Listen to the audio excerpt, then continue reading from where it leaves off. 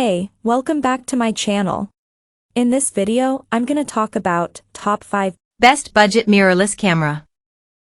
Starting at number 5. Canon EOS R7. The Canon EOS R7 is like one of the camera giant's full-frame EOS R cameras, only with a smaller APS-C sensor. For the price, it's impressively powerful, particularly if you're a fan of shooting wildlife or sports scenes. That's because it boasts 15 frames per second burst speeds, or 30 frames per second if you switch to the electronic shutter. Our tests found that the EOS R7 can indeed hit these speeds, though you don't get the deep buffers found on full-frame siblings like the EOS R6, so it can't sustain those speeds for quite as long. Beyond rattling off frames of speeding animals, the EOS R7 offers comfortable handling, Canon's latest subject tracking autofocus system and dual UHS-2 card slots, making it a camera that will also tempt pro EOS R series fans as a second body. The only downside?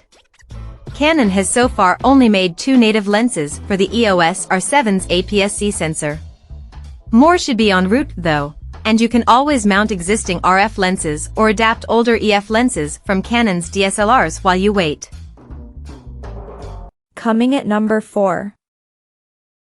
Panasonic Lumix S5. The Panasonic Lumix S5 II is a worthy successor to one of our favorite video cameras, the S5. Like the S5, the S5 II is ticketed as a hybrid, but video is where it excels. In our tests, we found its 6K/30p footage rich and detailed, with wide dynamic range. Its video chops are bolstered by 10-bit recording across almost all resolutions, plus the ability to record uncropped footage using the sensor's full 3:2 aspect ratio, useful for cropping content. We also found it sturdy yet comfortable to handle during testing. Happily, its compact design doesn't compromise the physical controls. The S5 II is Panasonic's first mirrorless camera with phase detection AF for video. Combined with effective image stabilization, we found it produces sharp, stable video even when shooting handheld, although the 1.5x crop on 4K/60p video is a shame.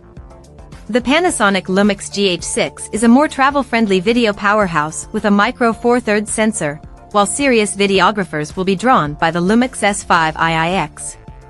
Nevertheless, the S5 II is a fantastic full-frame hybrid for high-quality video. At number 3. Sony A7R V.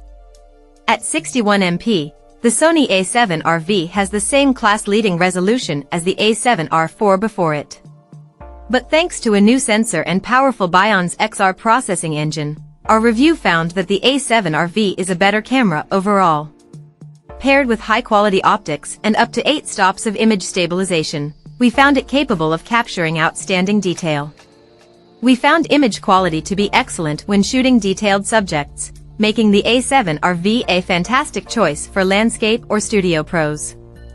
In our tests, its AI-powered real-time recognition AF wasn't foolproof, but it could reliably lock onto a range of subjects, working particularly well with people even in wider scenes. Its articulating touchscreen provides useful flexibility when it comes to framing, while the EVF is as sharp here as on the A7S III. If you want a high-spec full-frame powerhouse and don't mind paying for it, the A7R V is a serious step up from its predecessor. But if you can't afford the best glass, want to shoot slow-mo 4K video, or simply don't need such high resolution, you might find better value in the A7 IV. Number 2 of my list. Canon EOS R10. There are cheaper mirrorless camera for beginners, but none that can match the versatility of the Canon EOS R10. From our tests, 2 features set the Canon EOS R10 apart for learners: its 15 frames per second burst shooting rate and powerful subject tracking autofocus, which operates across 651 AF points. These 2 features combine to make the R10 a fantastic performer in a range of scenarios, particularly when subjects are fast-moving. We found it particularly good at tracking the eyes of subjects.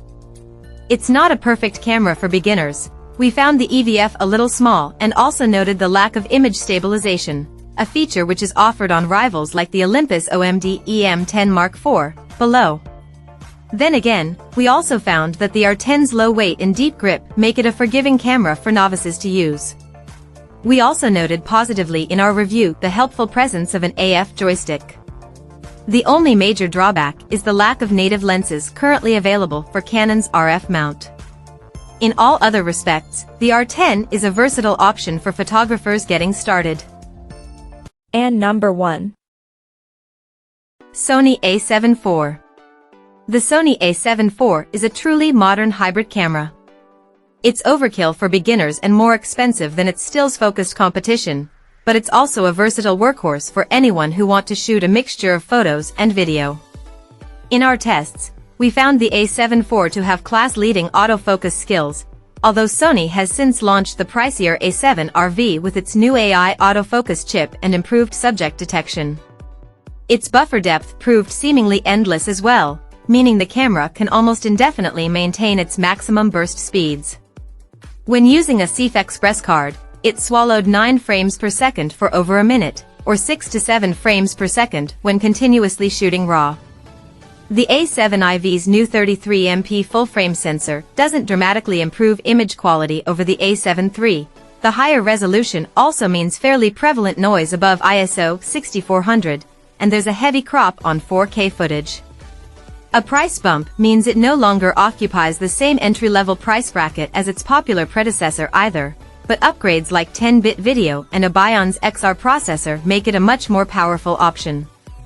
As a complete package, the Sony A7 IV is a solid all-rounder which could be the only mirrorless camera you'll ever need. Check out this video description for latest price and more informations.